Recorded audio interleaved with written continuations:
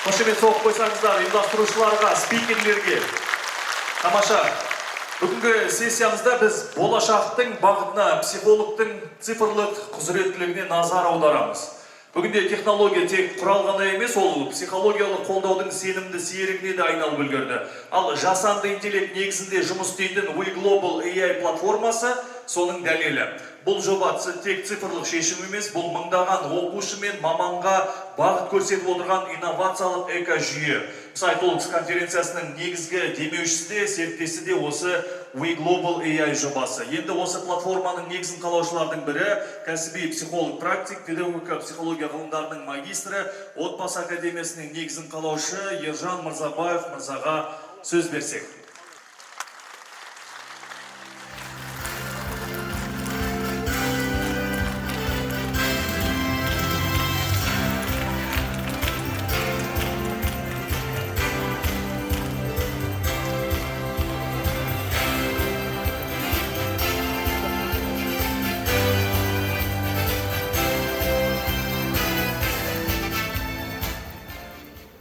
Қайырлы күн, құрметті әріптестер. Күшті атмосфера. Бірінші рет осыншама психологты бір арада көріп отырмыз. Слишком много психологов на квадратный метр. Оразкүл апай естілесің, психомасыңызды. Оразкүл апай, өзіңізді бағаларыңыз, тәжірибеңіз біліміңіз үшін көп рахмет. Біз әрдайым сіздің ұстаздарыңыз ретінде, ізбасарыңыз ретінде тек қана бас иеміз. Сізден аларымыз мол. Әрине, қазақ әрқашанда өзінің ұлттық құндылықтарын, ұлттық дәстүрлерін ұстанған. Және біздің ең мықты ерекшелігіміз біз заманауи технологиялар мен ұлттық құндылықтарды ұштастыра білетін адамбыз. Құрметті әріптестер, қазір сіздермен кішігірім бір эксперимент жасайық. Білесіздер, біздің тақырыбымыз бұл заманауи психологиялық қызметтің сын қатерлері, қиындықтары, проблемалары не бар екені ол туралы әжептәуір айтылды, және мүмкіндіктері.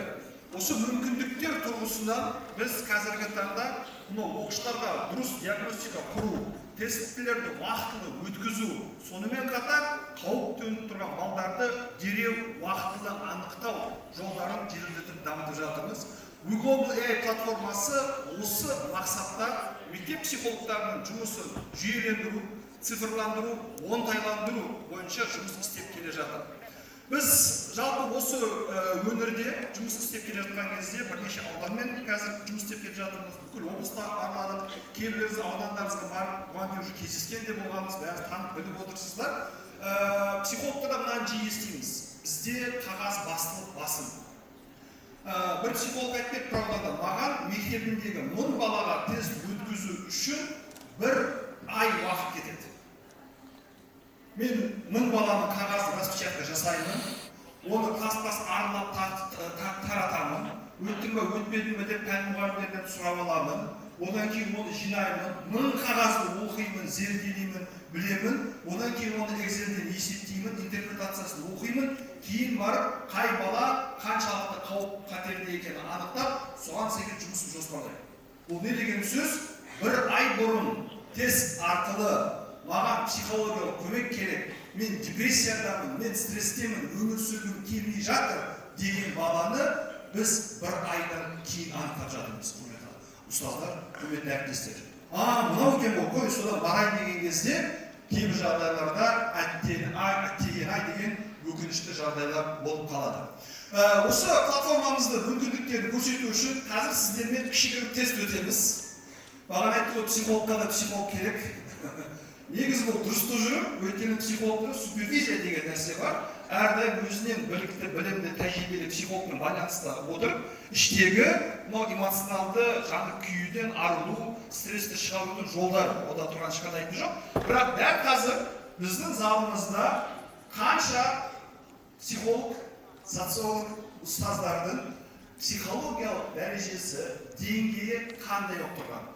Қолдарыңызда брошюрларыңызды алыңыздар, брошюрлар таратылды, брошюрларда QR-лар бар, QR-код.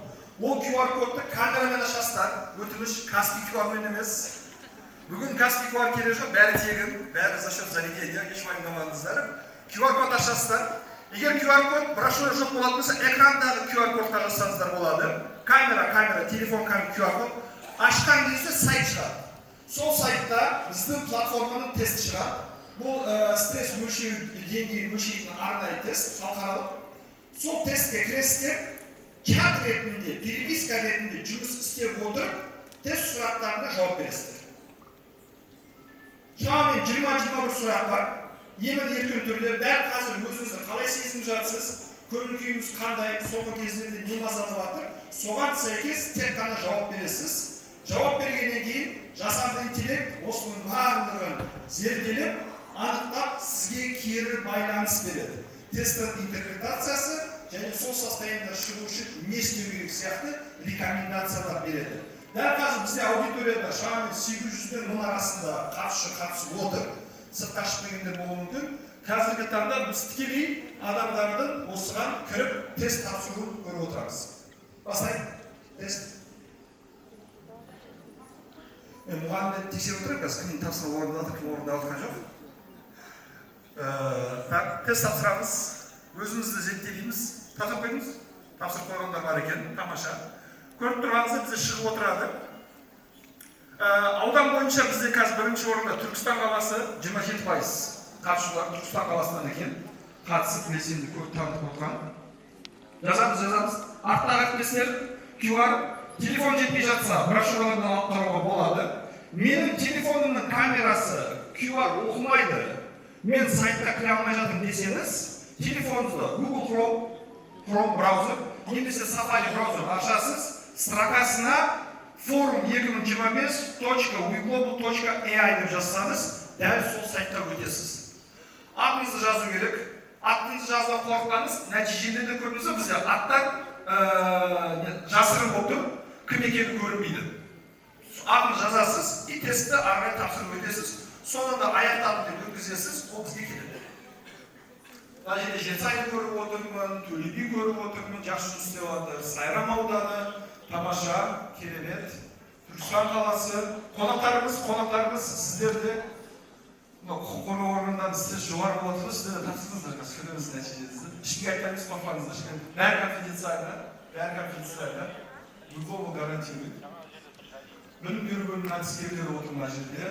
Мына жерде келесі отыр екен, тура алдымызда. Тапсырайық. Егер қандай да бір техникалық сұрақтар болып жатса, ортада біздің мамандар жүр, көмекшілер. Қол көтерсеңіздер, қастарыңызға келіп түсіндіріп көрсетіп жібереді.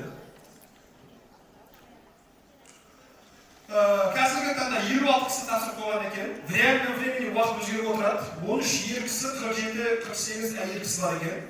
Жас бойынша ең көп бізде 30-39 жас аралығында тест тапсырғандардың ішінде 40-49 жас, 20-29 жас бар екен. Дәл қазірдің өзінде залда қызыл депрессиясы жоғары деңгейде 2 адам анықталып жүр. Психолог керек деп осылар. Есінші Түркістанда мықты психолог жүр. Тегін консультация жазыңыздар. Weglobal 78 болдық, 79 болдық. Еркісілер 15 кісі болыпты, 16 кісі болыпты.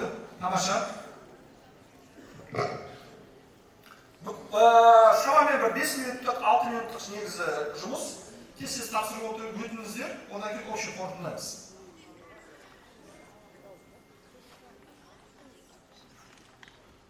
болдық. Тамаша.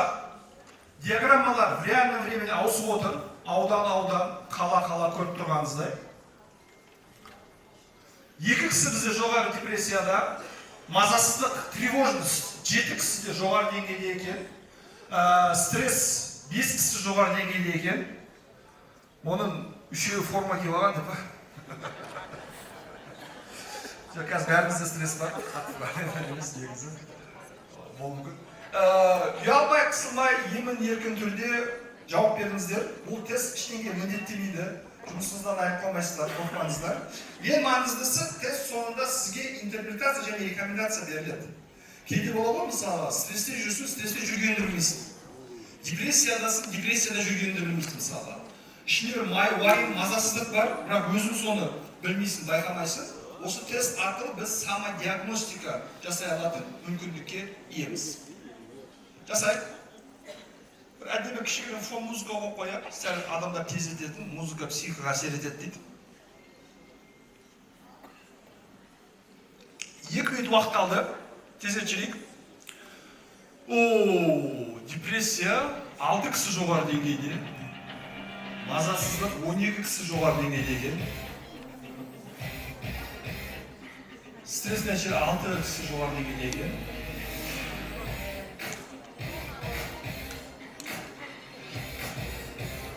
Тамаша. Қарап тұрсақ, уже QR-ды бәрі оқып болған екен. Сұрақтарға үніліп жазылып жатыр. Бір-бірімізден көшірмейміз, ол бітті емес. Адам қараса, бір-біріне сене жауап берді деп отыр кейбір адамдар мына жақта. Ол көшіретін тест емес. Оның психология жағдай төмен болса, сіздікі де төмен болған. Сол үшін өзіңіз оқисыз, қазақша, қалай сезінесіз, дәл солай жауап бересіздер. 200 адам болыппыз. Тамаша, секунд сайын артып жатыр. Өте жақсы.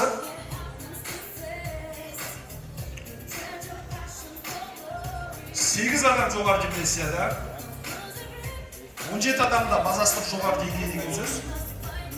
Жалпыда қарап тұрсаңыздар, 38 орташа деңгей, ол да аз емес негізі. Мазасыздық 75 адамда орташа тревожность бар екен. Стресс 33 адамда орташа деңгейде екен.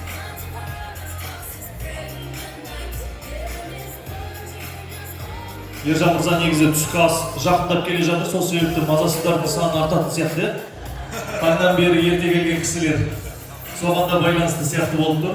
Қанша ерте келсе соншалықты мазасыз жоғары. Иә, қаншалықты уақыт өткенмен соншалықты мазасыз болып отырған сияқты.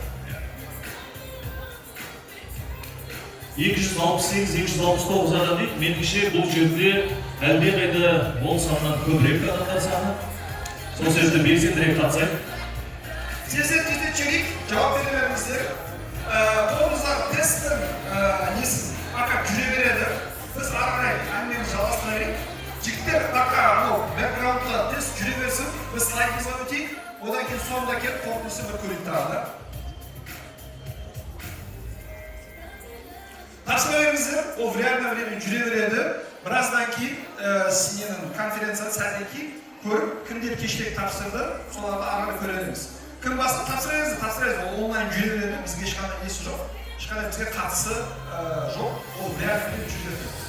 Бұл жерде біз нені көрсеткіміз келді, құрметті әріптестер? Жалпы мектептегі психологиялық қызмет пен кәсіби бағдар берудің проблемалары дәл қазіргі. Қандай проблемалар бар? Қағаз бастылық. Біз 21-ші ғасырда қағаз бастылықтан арылуымыз керек. Папка жинау, қағаз жинау, документ жинау, құжат жинау. Одан кейін ол психолог кетеді, папкалар қалады, жаңадан келген адам қай папкада не бар, қандай қағаз бар екенін түсінбейді, өздігінен бастан бәрін істеуге тырысады, қайтадан жүйе құртылады.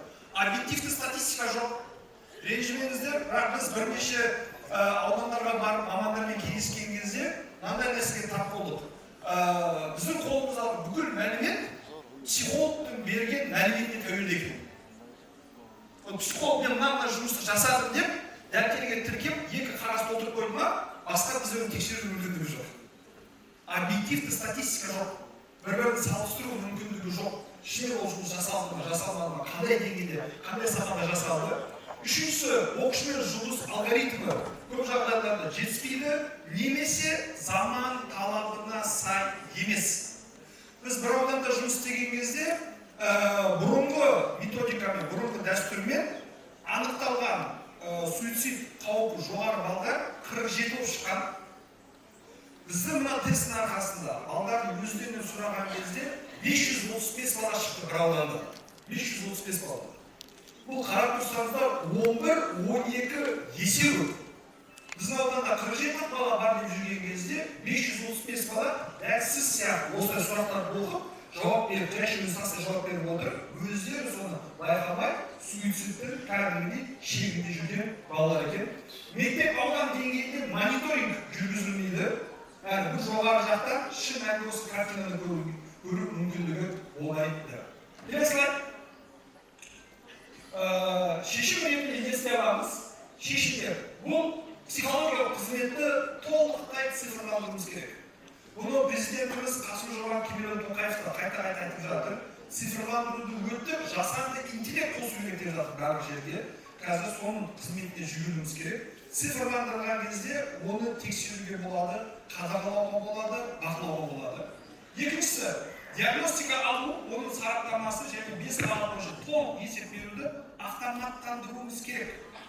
Бір кнопкамен бір жұмыспен қалған жұмыстардың барлығы реттеліп, нақты нәтиже келетін жағдайға жеткізуіміз керек. Үшіншісі, әр оқушының мектептің, ауданның, өңірдің ерекшеліктерін ескереді, жасанды интеллект негізінде жұмыс жоспарлары.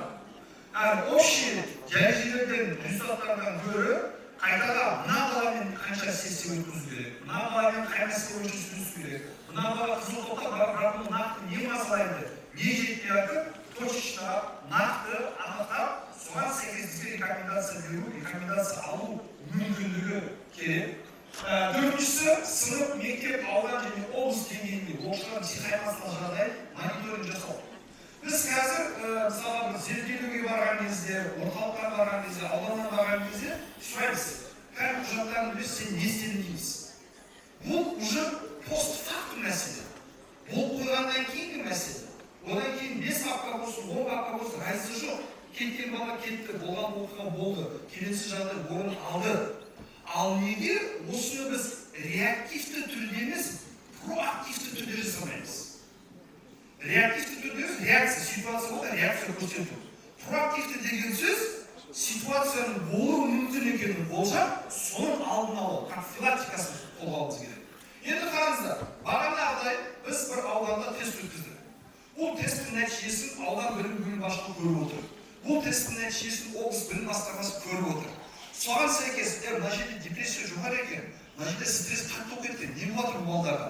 Кәдімгі дереу сол ауданның психологтарын жинайық, оқытайық, үйретейік, түсіндірейік, әдістемелік көрсетейік. Қай бала, нақты мына бала, менде жағдай қиын деп жатыр. Сол балаларды шақырайық, жеке консультация өткізейік, үйінде проблема бар болса, ата-анасын шақырып, алдын алуға тырысайық. Сол арқылы біз болуы мүмкін келеңсіз жағдайды алдын ала анықтап, оларды нақты шешімін ұсына аламыз. Бұл проактивті нәрсе. В реальном времени результаттарды көру, соған сәйкес болайын деп жатқан балдарды анықтау. Мысалға бізде қазір қатысып жатқан адамдардың аты жөндері бар. Біз зал аралап, пәленше, түгенше кім екенін шақырып, немесе одан да мықтысы оқушылармен жұмыс істеген кезде осылар онлайн тест алынады, және баланың WhatsApp-ына Ержан, сәлем, қалайсың, аман-есенсіз ба? Жақсы, мен мектептің психологымын, Оразгүл апайым, сен біреу кездесуге деген бүгін сабақтан кейін кабинетіме келіп кетші. Конфиденциальность. WhatsApp-ында класс аралап, мектепте түгенше келді ма, қайда еттіңіз, нәтиже алды. Діргеш, сен кабинетіме келіп кетші. Кабинетті қолап жүрген керек жоқ. Тіріп SMS келді, бала түсінді болды. Я апай, не болды? Келе ғой, сен жағдайын алаңдатып жатыр соның кездері. Мазасыз болып жүрсің, күлімсіз болып жүрсің. Келмесін, сөйлесейік, көмектесейік дедік, мәселе шешілді. Және бір керемет мына платформада әрбір консультациядан кейін баланың телефонына SMS барады. Сен бүгін консультацияда болдың ба? Я болдым. Консультация қалай өтті? 5 сұрақ төңірегінде психолог сені қаншақты жақсы түсінді, өте жақсы түсінді, орташа түсінді, кішкене түсінді, мүлдем түсінген жоқ. Бала жауап беріп жатыр. Психологтың берген кеңестері қаншақты саған тиімді, өтімді болды, өте өтімді болды, орташа, аз өтімді болды, мүлде өтімді болған жоқ, түсінбеді. Психологтың сен алдында өзің қаншақты ыңғайлы сезінді, психологтар келесіде қаншалықты барасың, міндетті түрде барам, баратын шығармын, білмеймін, бармайтын шығармын, мүлде бармаймын. Баладан келе вариант салды. Сөйтіп біз әрбір консультацияның қандай деңгейде өткенін көріп, соған сәйкес психологқа әдістемелік көмек керек па, немесе ол балаға қосымша психологиялық көмек керек па.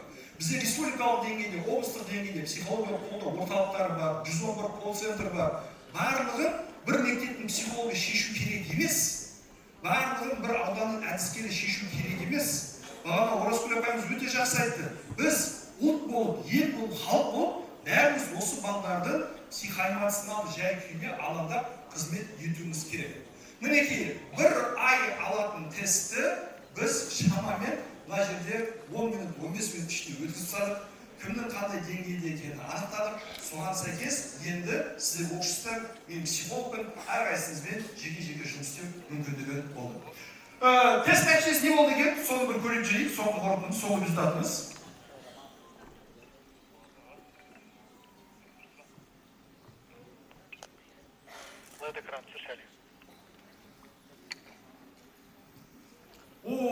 жартысынан көбі тапсырып қойған екен. 543, 44, 44 адам келіп жатыр. Тамаша, белсенділіктеріңіз үшін көп рахмет сіздерге. 26 адам, 26 ересек адам жоғары депрессияда дәл қазір. Ал депрессия суицидті бір адам алды. Вот келесіз, суицид жасайды дейсіз. Біз қайдағы балдар өзіміз құтқарымыз керек. Психолог точно керек. Бәрімізге точно керек. Ойлаңыздар. 25 адам мына жерде отырған, 25 адам мазасыздық нәтижелері жоғары деңгейде екен, 30 адамда стресс өте жоғары қызыл деңгейде екен. Қалай ойлайсыздар? Осы платформа психологтың мектепте тиімді жұмыс істеуіне көмектеседі ме? Я деймін шабақтар жүрсін. Тамаша, көп рахмет. Бағана Бейсен Дәулетұлы өте жақсы айтып кетті. Түркістан облысында мектеп көп, оқушы көп. Біз әрқайсының артынан жүгіріп игере алмаймыз. Сондықтан заманауи технологиялар енгізіп, жан-жақты осы балдарға біз барынша қолдау көрсетуіміз керек. Назар салқындағандар үшін көп рахмет. Белсенділіктеріңіз үшін көп рахмет. Алаң болыңыздар, конференциямыз сәтті өтсін. Сізге де көп рахмет. Таймингтен бұрын аяқтағаны үшін алғыс білдіреміз. Тамаша, әйтпесе жұрттың мазасыздығы 2 минут ерте аяқтап отыр.